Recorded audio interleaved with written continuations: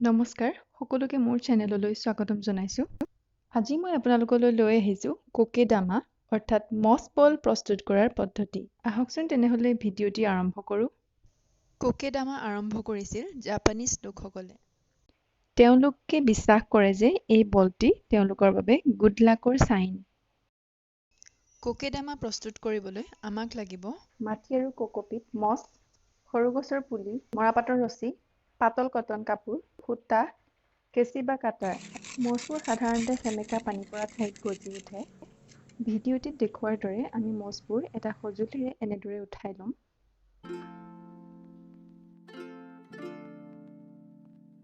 তাৰ পাছত সকলোবোৰ একেলগে এখন প্লেটত উঠাই আনিম। এয়া মছ ৰেডি হৈ গ'ল। মাটি মিক্স কৰা এটি পাত্ৰ ল'ম। এনে এটা গছৰ পুলি ল'ম য'ত পানী বেছিকৈ দিলেও ক্ষতি নহয়। এইটো হৈছে স্পাইডাৰ প্লান্ট। মাটিৰ মিশ্ৰণটি তৈয়াৰ কৰিবলৈ আমাক লাগিব সম পৰিমাণৰ মাটি আৰু কোকোপিট। এয়া লোৱা হ'ল 2 কাপ মাটি আৰু 2 কাপ কোকোপিট। কোকোপিটৰ সলনি আমি শুকান গোবৰো ব্যৱহাৰ কৰিব পাৰোঁ। এয়া মাটি আৰু কোকোপিট লোৱা হৈ গ'ল। তাৰ পাছত দুয়োখিনি ভালকৈ মিক্স কৰি ল'ব লাগিব।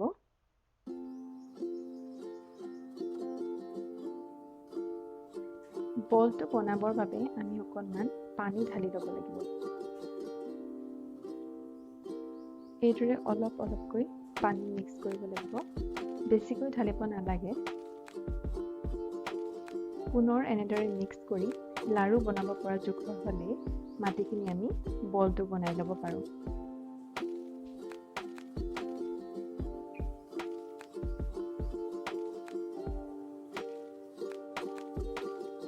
এনেদৰে দুয়োখন হাতেৰে আমি বল বনাই ল'ম।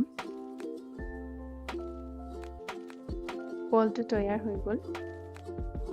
বলটো বৰ বেছি টানো হ'ব নালাগে আৰু ঢিলাও হ'ব নালাগে। তাৰ পাছত বলটো আমি সমানে দুভাগ কৰি ল'ম। এনেদৰে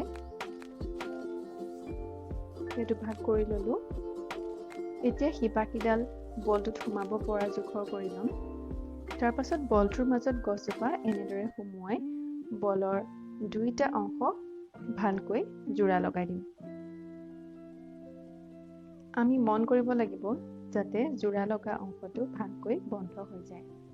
এতিয়া আমাক লাগিব এখন পাতল কটনৰ কাপোৰ যাতে পানী দিয়াৰ পাছতো মাটিবোৰ এৰি নাহে। এনেদৰে কটনৰ কাপোৰখন আমি ভালকৈ চাৰিওফালে মেৰিয়াই ল'ম।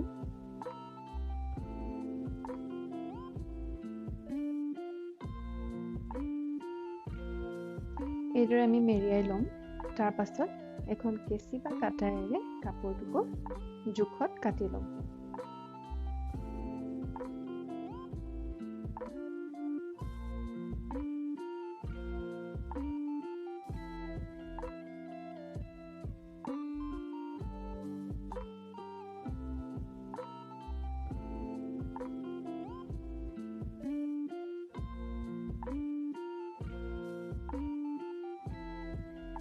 যদি আমি এই বলটি ওলমাই ৰাখিব বিচাৰোঁ তেতিয়াহ'লে এনেদৰে মৰাপাতৰ এডাল ৰছী লৈ আমি বলটোৰ চাৰিওফালে এনেদৰে ওলমাই ৰাখিব পৰাকৈ গাঁঠি বান্ধি ল'ম।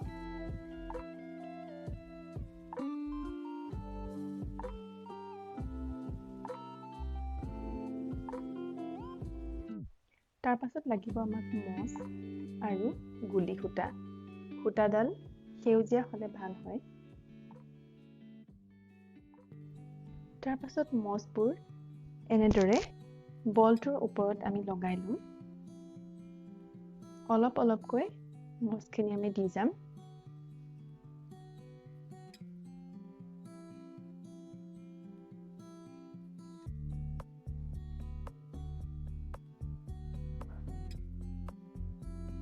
কিছু অংশত মছখিনি লগাই লোৱাৰ পাছত আমি সেউজীয়া সূতাডালেৰে বলটোৰ ওপৰত মছখিনি ভালকৈ লাগি থকাকৈ মেৰিয়াই ল'ম।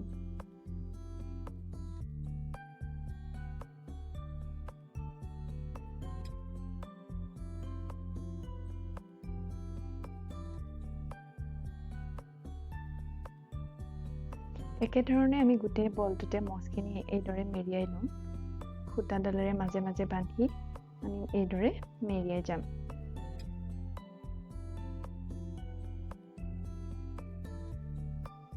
এইদৰে মেৰিওৱাৰ পিছত মাজে মাজে ৰৈ যোৱা অংশবোৰত আমি মচবোৰ লগাই দিম।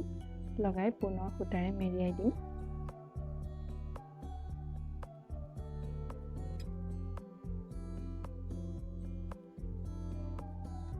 এয়া আমাৰ মচ বল তৈয়াৰ হৈ গ'ল আৰু শেষত আমি এইদৰে পানী স্প্ৰে কৰি দিব লাগিব।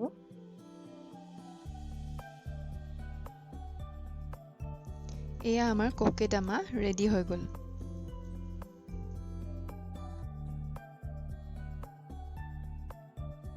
ইয়াক আমি যিকোনো বাউল বা প্লেটৰ ওপৰত ৰাখিব পাৰোঁ। ঘৰৰ ভিতৰতো ৰাখিব পাৰোঁ আৰু বাহিৰতো ৰাখিব পাৰোঁ।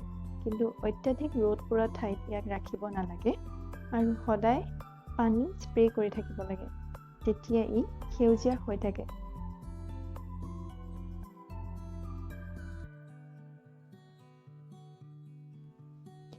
যদি আমি ইয়াক ওলমাই ৰাখিব বিচাৰোঁ তেতিয়াহ'লে আমি প্ৰথমতেই যে লগাই লৈছিলোঁ মৰাপাটৰ ৰছীডাল, তাত এইদৰে আন এডাল ৰছী সুমুৱাই আমি ওলমাই ৰাখিব পাৰোঁ।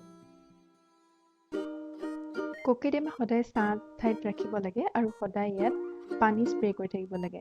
তেতিয়া ই সজীৱ আৰু সতেজ হৈ থাকিব। আজিৰ ভিডিঅ'টি ইমানেই। যদি আপোনালোকে মোৰ ভিডিঅ'টি ভাল পালে তেনেহ'লে ভিডিঅ'টি লাইক, কমেণ্ট আৰু শ্বেয়াৰ কৰিবলৈ নাপাহৰিব। আৰু যদি আপুনি মোৰ চেনেলত নতুন হয় তেনেহ'লে অনুগ্ৰহ কৰি চেনেলটি ছাবস্ক্ৰাইব কৰি দিব। তেতিয়াহ'লে আজিলৈ সামৰিছোঁ। ধন্যবাদ।